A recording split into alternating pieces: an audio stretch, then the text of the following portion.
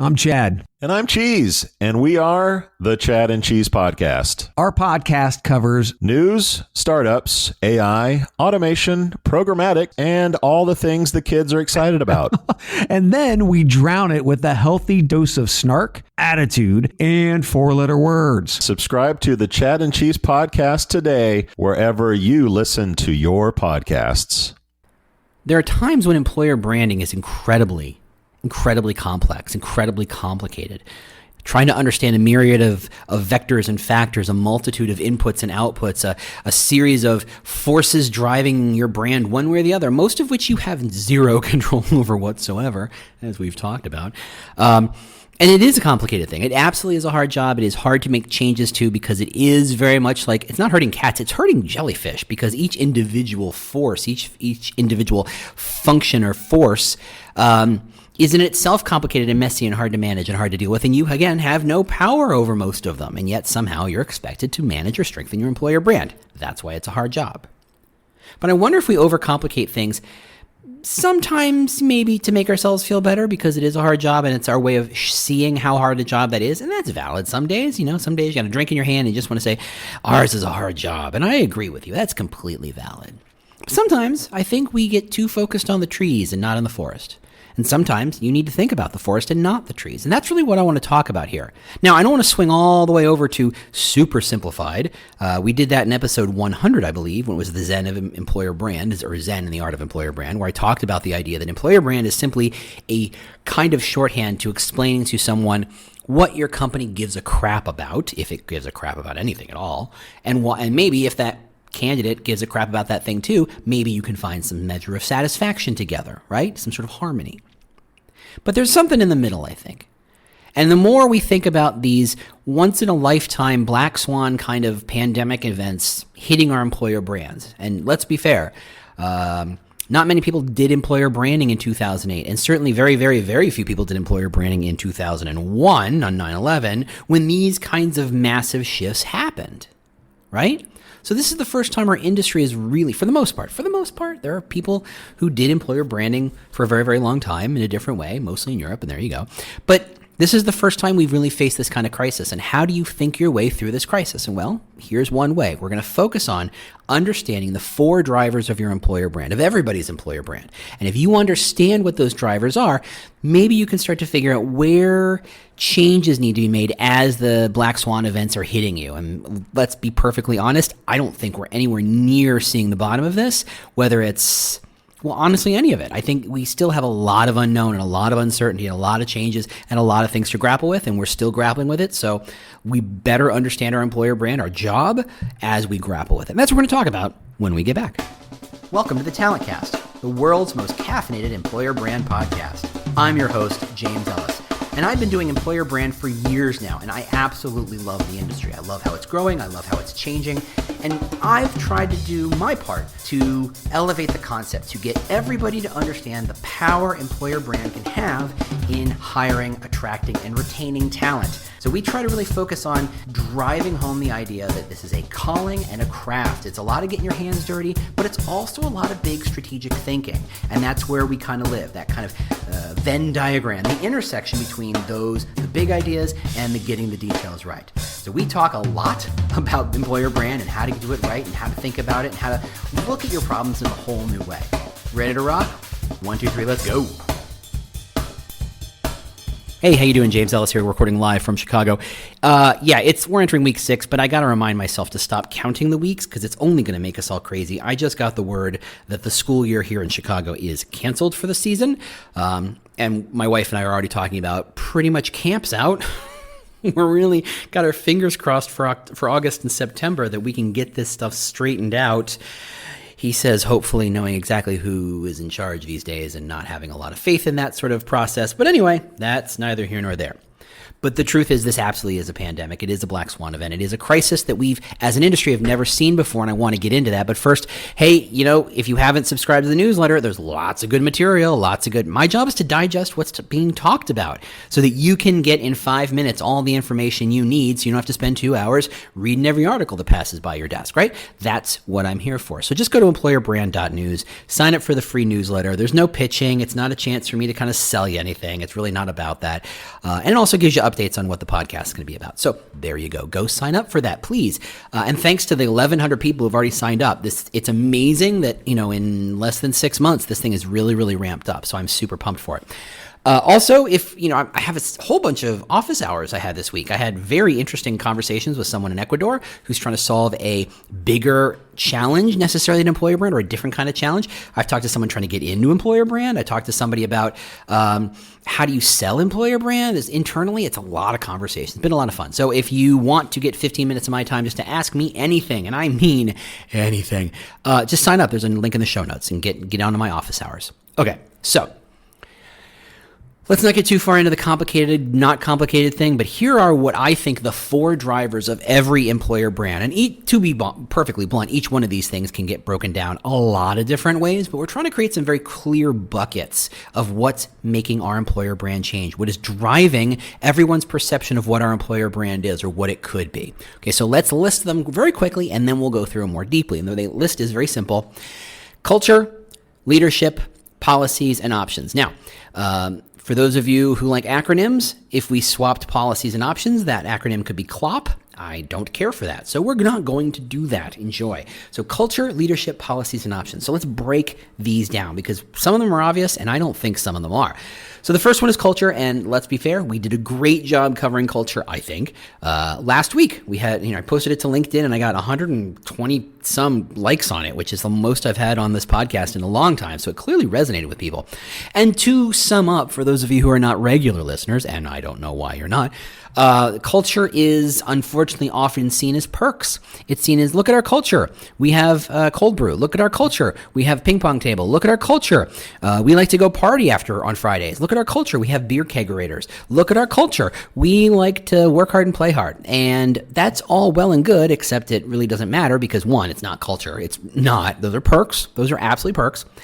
And you know that they're perks and not culture because the second everybody has to work from home, they all went away. But we still had a culture. So what is that culture and what's really driving that culture? We took a deep dive in that stuff last week. So feel free to go jump back to that episode. It's episode 170, The Culture Wars. And it's got that woman with 2 swans. And I don't know why I picked that image other than it just tickled me that was interesting. So there you go. And there's a little insight to how meticulously I plan these episodes. Anyway, so let's get into leadership. Now, the leadership's the interesting one, especially these days as the world has gone topsy-turvy, right? It used to be that leadership was something you never noticed much of, right? You had celebrity CEOs, and they were 5, maybe 10 CEOs of the obvious candidates, the Richard Bransons, the Elon Musks, your Jeff Bezos, right? You've got whatever. It doesn't matter. There weren't too many of them. You wheeled them out. Mark Cuban, if you will. Is he technically a CEO? He owns a sports franchise and 7 trillion other companies, apparently. But he would be something close to a celebrity CEO, right? For the most part, CEOs were doing their thing. Most CEOs were quietly wearing their ties and jet power suits and whatever women CEOs are wearing these days. I don't know why I went to power suits and men because that's gender normative and that's not at all what I'm trying to say. And then I realized immediately that power suits are very 80s, and I'm watching 80s game shows on the TV because it's just that kind of pandemic. And the shoulders, I had almost forgotten how huge they were. But anyway, I don't want to get into power suits too hard. But anyway, CEOs doing what CEOs do, taking meetings, having conversations, making decisions, pointing at things, gesturing, dictating memos, occasionally writing emails, but probably not so many, letting other people write their emails for them, doing CEO stuff. And for the most part, most CEOs are very, very quiet. They stick to their knitting, as it were. They focus on the stuff that tasks at hand. Their job is not to be famous. Their job is to promote and push the company forward. Now, you use what you have, and so consequently, if Elon Musk is a celebrity and he's a bit of a glory hound, which hey is a skill. Let's be fair. Then you're going to use it, and good for him, I guess. That's the skill he's going to leverage. You use it if that's what you got. For some people, it's about analytics. For some people, it's about relationships. For some people, it's about decision making. For some people, it's about strategy. Every CEO is a little different, and they all do their thing. But for when it comes to employer brand, very, very, very few companies connected their CEO to their employer brand. We had Elon Musk, obviously, the guy from T-Mobile, John Legere. Am I pronouncing that right? Well, he's gone now, so he's out of it. I don't even know who's the CEO of Sprint T-Mobile, whatever that company is going to be called, how moving forward. I bet I could probably pick the CEO of Comcast out of a lineup. Maybe not. I don't know. You got Jeff and you got, Tim Cook and you got the obvious candidate. You got the Zuck, right? Jack Dorsey over at Twitter. But mostly you couldn't point them out. And most of them, you didn't connect them to your employer brands. And when you did, they were usually complicated, he says, talking about, Uber specifically. But let's be fair, we could talk about Jack Dorsey, sorry. Or we could talk about Zuckerberg, or we could talk about Bezos, who's having a bit of a rough year right now, right? Good, bad, and indifferent. And frankly, he's having a year where it's all happening. He's making money hand over fist, and he's being raked over the coals at the same time, sometimes for the same reason, sometimes not. You don't normally connect leadership with CEOs. And then we all got terrified, and we all went into hiding. And the airline industry collapsed, and the entertainment industry collapsed. The hospitality industry went to hell. Certain sectors of every industry just went, since no one's going outside, I guess we're in trouble. Now, look at the CEOs from airlines and from Marriott, which is probably the most famous one. You're seeing a lot more CEOs come out front and center and saying, this is the direction of our company. This is what we're doing. This is how we are taking care of our people or how we are not taking care of our people, depending on the CEO. Everybody's got a difference. But suddenly CEOs seem to be coming out of the woodwork like crazy. It also helps that our president seems to be somehow, and here in the States, CEO crazy. Like, that guy wheels out CEOs left, right, and center for any particular reason. It's like his way of proving that he's talked to the best and brightest. Well, he's talked to CEOs who are good at things, but we're calling them the best and brightest? Maybe, maybe not. But there's a bit of a thing going on there. But we start wheeling all these CEOs out as proof that smart people are doing hard work, right? The Marriott example is a great one. The guy has cancer. He's lost all his hair. He didn't look great in that video, but he knew he had to step forward and say, look, this is a problem and this is how we're going to approach that problem. But our number one priority is to protect and serve our employees first and protect and serve our customers. And this is how we're initially going to do it, but we don't know what the future is. And it was a fairly powerful message.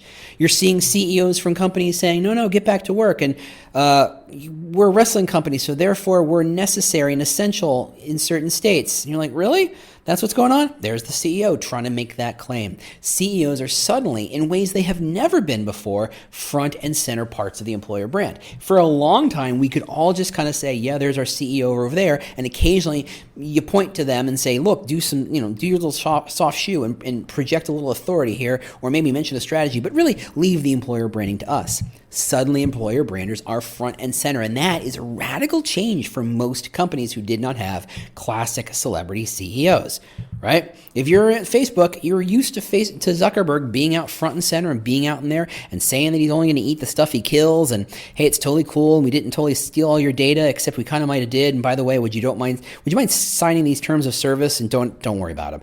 He's very front and center. For everybody else, not so much, right? Could you name the CEO of Adidas right now? Or Nike's always kind of funny.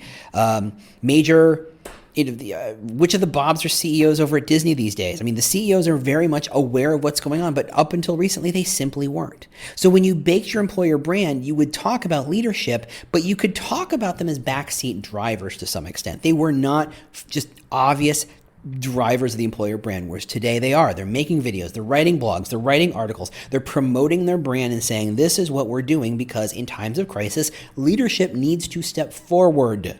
That's part of its job. That's part of its gig. I always think about CEOs as being very much the voice of the outside world to the company and the voice of the company to the outside world. Except most CEOs, turns out, are a little camera shy and let other people do a lot of the speaking for them. doesn't fly anymore. If you allow your CHRO, wonderful though he or she may be on camera, wonderful as he or she may be as a human being, they simply don't carry the weight as a CEO, right?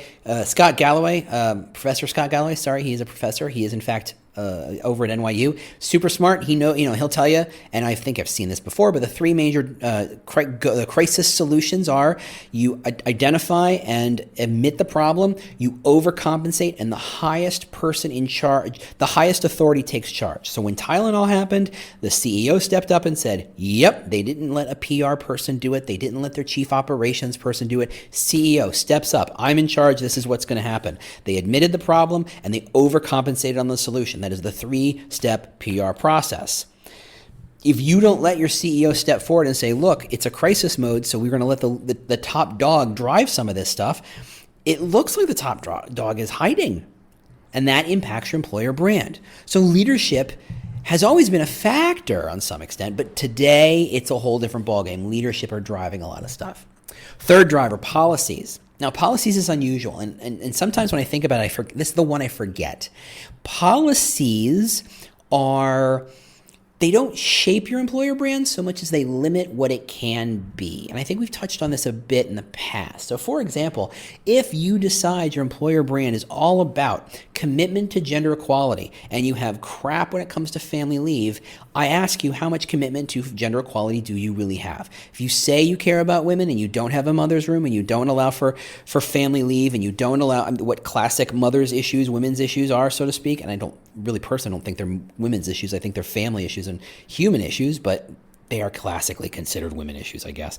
But how do you say we care about our female employees if you have the legal minimum family leave, if you don't have space for women to pump, if you don't have flexibility in your work environment so that when the kids get sick, there's a way to do it? You don't have to all have daycares on site, but frankly, if you have daycares on site, that says more about your commitment to family than any kind of claim or poster does.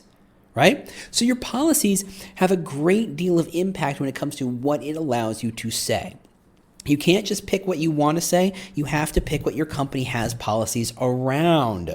For example, right? If your bonuses is a terrifying phrase. When I talk about bonuses, people usually get all freaked out, and they should, because I'm about to kind of step on some third rails here, and I do not care. When you talk about what your company cares about, you start by talking about what your company rewards. So what does your company reward? Now, if you look at your bonus structure, how much of your bonus structure is a function of how the company does versus how you did? If you're a salesperson, chances are your bonus is mostly, if not completely, focused on how you did. It is an individual achievement structured bonus. You can't say that you're team committed or team driven or collaborative driven if everybody's bonus is individually driven. At the same time, in the other way, you can't say that you allow for individual opportunity if everybody's bonuses is predicated on the company doing something. You can't say we want to let individuals do crazy work and try new things and experiment and fail, but it's all on them and they get the win when they win, when that's not how you actually bonus them out, when that's not actually how you reward them. So the policy, which by the way is not just HR policies, but in fact are comp policies, benefits policies, all sorts of different policies all around the company, what you're allowed to do. There's also informal policies, right? Look, I've worked for a number of different companies. I'm not going to point to any individual one because I've seen this multiple times. So if you know me as a professional, as a colleague, I'm not talking about our boss necessarily or our company necessarily. There's very rarely, only in certain companies, do they identify what the expectation is around travel spending, right? Now, many companies offer, okay, dinner is this much money and lunch is this much money, or maybe you get a per diem, maybe. You don't see per diems very often. And that per diem is always structured against how many receipts you happen to have. So you can't say, I went out for 4 days, therefore I get my per diem times 4. I don't know of anybody who does that still. They used to do it a long time ago. Traveling salesmen especially. Right now it's about, hey, submit your receipts and we'll reimburse you for what you spent. But it's fuzzy what counts, right? Yeah, they say you'll pay for dinner. Yeah, they'll pay for breakfast. Yeah, they'll pay for lunch. Do they pay for coffee? If you go to Starbucks, will they pay for coffee? And if you're not a manager and you don't have that kind of mojo or juice within the company where the accountant kind of goes, well, they're a managing director, or well, they're a VP, or well, they're a whatever, I'm going to let that stuff slide.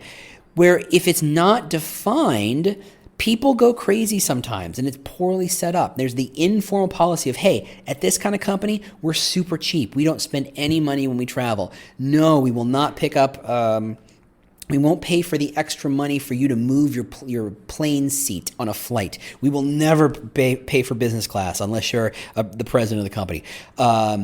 We will never upgrade your hotel. We will never pay for room service, or we will never the things that are expensive that just kind of happen. Or hey, if you have to buy your own toenail clippers on the road, no, we will not pay for that. You should have planned to bring some. Some companies are like that, and some companies are, look, if you had to pay for it, you had to pay for it. But there's no line in the manual that says that's the rule, because everybody knows if you wrote that rule down, you'd either be seen as a cheapskate or everybody would take advantage of. At least that's a presumption. So they're informal policies that inform what that brand is. You can't say that you're very flexible and flexible in your working culture if there are 17,000 hoops you have to jump through to get a reimbursement on something relatively small. If you're not allowed to buy a tiny piece of software for your computer, if you're not given a credit card, if you're not, able to kind of reimburse yourself for certain things, that is informal policies which dictate and shape what your brand can and can't be, right? I mean, that doesn't even get into the idea of, hey, we're all about equality and we respect the individual. By the way, the rules are different from frontline sales staff as they are for VPs, though to be fair, I don't know a company in which that's not the case. Every company, the ladder is kind of different, where your level on the ladder dictates how much flexibility and leeway you get in making some of those decisions, and then the financial decisions and the reimbursement decisions, right? So the options dictate what you're allowed to say about your brand. We usually don't consider those, right? That's not something we care about. We want to say that we care about being inclusive. We want to point to our D&I team. We want to talk about our pride float, but are the policies really aligned to that? Do they really support that? Are people able to celebrate Kwanzaa, for example? Are people able to celebrate, and I don't know enough about the Jewish holidays, but Jewish holidays, Sukkot is one. And I mean, I don't know much about Jewish holidays. I don't have enough Jewish friends, apparently. Or at least I don't have Jewish friends who celebrate holidays. Maybe that's the case. But everybody's different. And I don't know enough Muslims to say, okay, what are your high holidays? And do we structure our holiday and vacation plans around that to support that? Or does everybody have to take Christmas to New Year's off, whether or not they're into that sort of thing? These are the policies, informal or not, that dictate what your employer brand can be. And the last one is my favorite for whatever reason. Maybe it's because it's interesting and complicated, and it's options. Now, when I say options, I think I got to spell that out, because I don't think we've all come to grips with this idea yet. And that's not because I'm the smartest person in the room here, but I am the only person in the room right now, so maybe I am. But that also means I'm the dumbest. So there you go. But the idea that what your brand is allowed to say, what your brand looks like, is a function of its competition options. Meaning, if I'm running a law firm and I'm hiring a lawyer and I say we have great work-life balance, I might mean that we only work 60-hour work weeks. Because in Lawyer Town, if you're trying to make partner, that's a pretty chill week, right? That's just the expectation. Your options, if you're a lawyer and you're looking for work for big law firms, your options are other law firms. And you're allowed to measure and project what your brand is relative to those other options. Now, that gets really complicated when you're not talking about lawyers, or you're not talking about lawyers specifically looking at big law firms. Let's talk about lawyers in general who could work for almost anyone, right? You could work for big companies, you could work for medium-sized companies, you could work for agencies, you could work for law firms, you could work for hospitals and banks and all sorts of different companies. Everybody needs lawyers, apparently. So when you say amazing work-life balance, but you're talking about working in a bank, you're probably not talking about 60-hour work weeks. So suddenly the options shift how your brand is being perceived. You can't make certain claims based on your options, or put more accurately, your claims are seen through the lens of the options available to the candidate. Now, for a lot of jobs, the options are pretty simple. The jobs are very industry specific, right? If you're an electrician, you're not going to work at Facebook, really, right? There's not too many electricians. If there are a handful, maybe, I guess. But mostly you work for electrical companies. You work for contractors. You are your own contractor, right? You work on commercial places. You work on residential places, whatever. But you work for the similar kind of companies. And all those companies are fairly similar. There's not one radically different company. They're all kind of the same in the same way that banks are kind of all kind of the same. And the big four accounting consulting companies are all kind of the same. And, the big e-com companies are all kind of the same, sort of. There is a level of, hey, within our industry, there is a norm, and most companies adhere to that norm, or within, some wiggle room, right? Within, let's call it plus or minus 10%. There's always one that's the super successful one that can have better perks, or maybe that has higher salary, or can kind of throw around some money or throw around some different opportunities. But for the most part, most companies are within that mean, within that, that relative median of average, right? The standard deviation is super, super tight. And that is the most stats I know. Sorry. And maybe that's more stats than any person really needs to know. So your options are complicated, especially with you're going to hire people from multiple industries for multiple roles. If you hire salespeople and a lawyer and an HR person and a developer, that's pretty standard, set of people you need for a lot of companies. They have very different sets of options. And your brand has to reflect those, which is where microculture gets really interesting, right? If you're talking to lawyers and you know that their options are other company legal teams and legal agencies or law agencies, your options are a certain way. But if you're talking about developers, some of whom might work for a nonprofit, some of whom may start their own startup, some of whom move to the Valley or Austin or one of the other various Silicon whatevers and decide to join a big, massive company to make as much money as they can and grab as many options as they can. Those options across the board are very broad, right? How do you compete with a start your own startup? Because you can't offer more authority and responsibility than someone saying I've started my own startup. You can offer more stability, but is stability something that you can offer relative to a massive Google or Facebook or Amazon? Can you? And that's where your options get complicated. So every time you look at your employer brand, and you got to be specific about the team or the role or what have you, you look at and say, what are the options of this person? What other places could this person reasonably expect to work? And what would they find as a salary there, as a benefits package there, as a culture there, as a leadership there? Look, I just went through culture, leadership, policies, and options. Look at that. They're all wrapped up within options because the options for each team are different. The culture, leadership, and policy options are different each time. Isn't that cool? I don't know. I think it's cool. So now that you know that, if you see the four drivers, now you can kind of say, okay, we're having a black swan moment. We're having a once in a lifetime, once in a generation kind of moment when all this stuff is, the table's being flipped, and what are we going to do about that? You need to ask yourself those four buckets. How are we responding? How are these four buckets being impacted by the change of the pandemic, being pushed on you?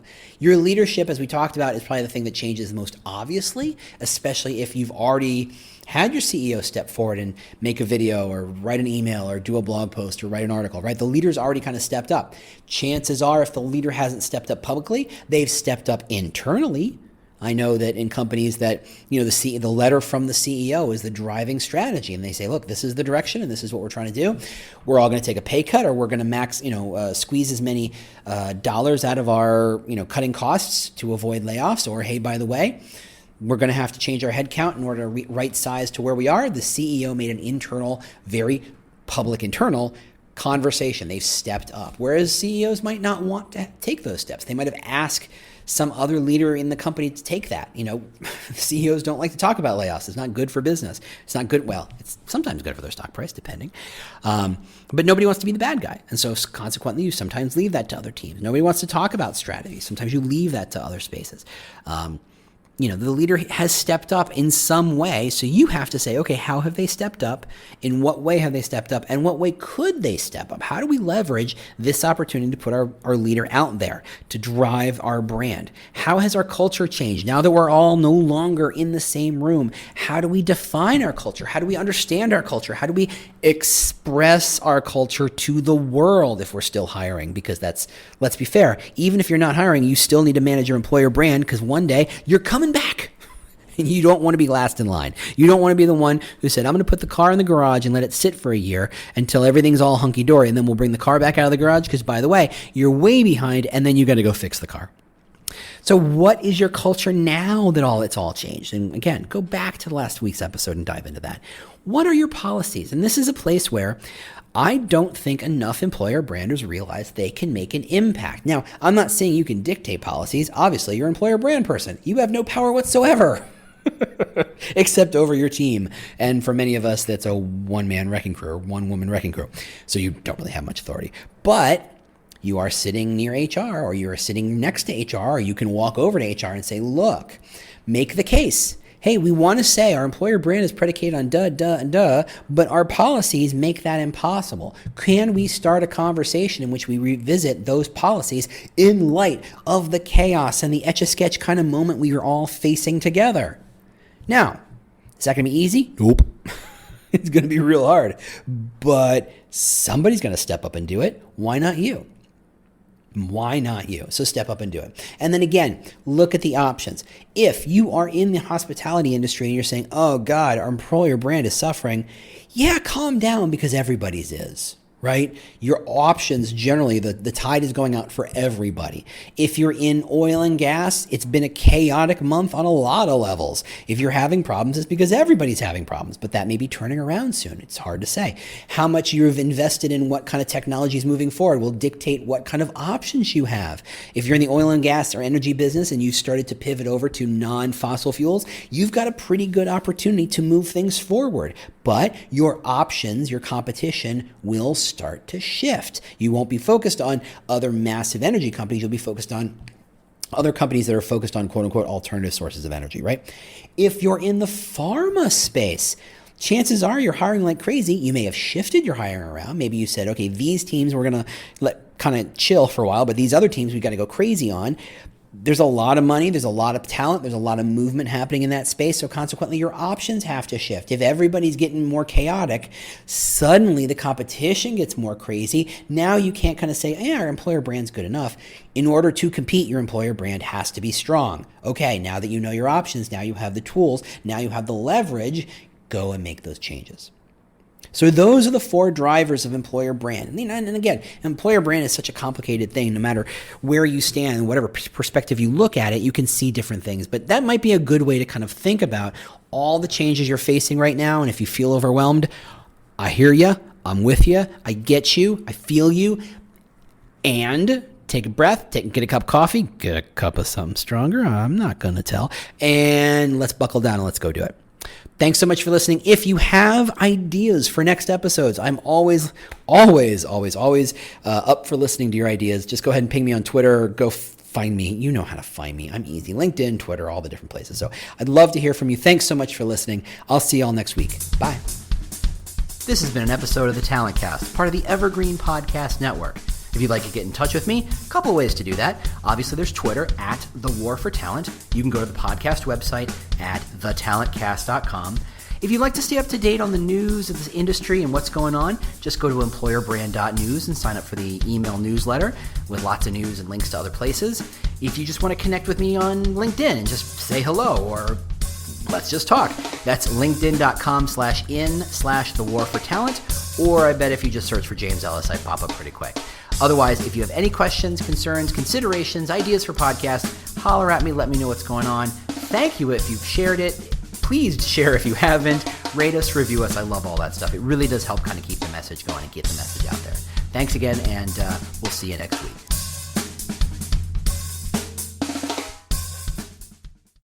The world's best-known investor and Wall Street expert Warren Buffett once said, "Wall Street is the only place that people ride to in a Rolls-Royce to get advice from those who take the subway." Mr. Buffett's quote is remarkably accurate, but how many people would rather receive advice from him than someone simply guessing? Welcome to Buy, Hold, Sell, your single source for Wall Street knowledge and profitable guidance. Please join me, Todd Schoenberger, and fellow trader Tobin Smith, as well as host Veronica Dudo, for a podcast known to move the needle for investors. Tobin and I are seasoned Wall Street executives with deep investment experience, and we are prepared to share our advice to those who choose to listen. Download Buy, Hold, Sell today on the Evergreen Podcast Network or your favorite podcast channel.